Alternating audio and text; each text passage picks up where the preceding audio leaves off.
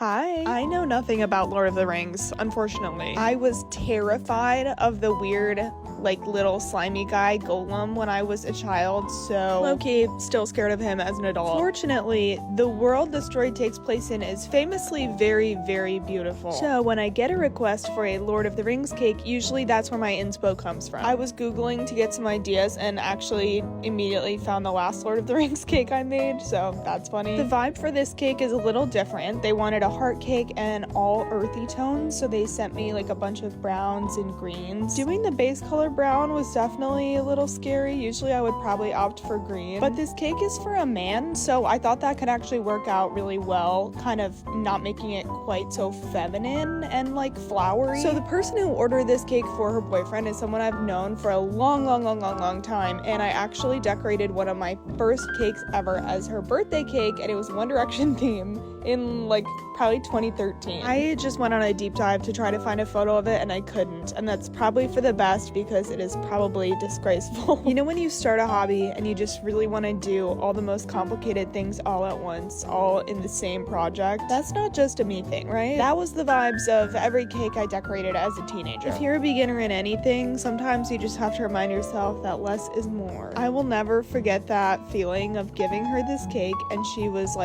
so unbelievably excited about it, even though it was objectively bad. She just lit up. She was so excited. Now, more than a decade later, I get that same feeling seeing clients pick up their cakes or when kids see their birthday cake.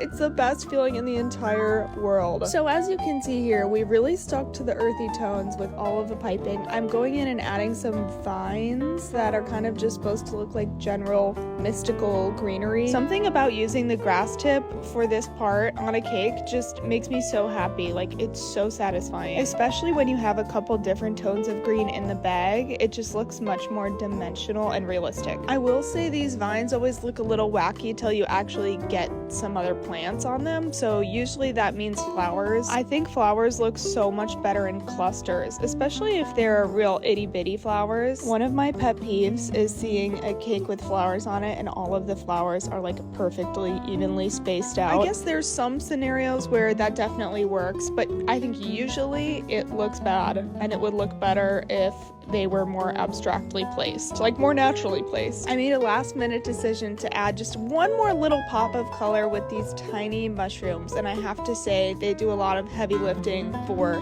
balance on this cake, and I freaking love them. Morgan, thank you so much for ordering this cake. I hope you guys absolutely loved it on your camping trip. Bye!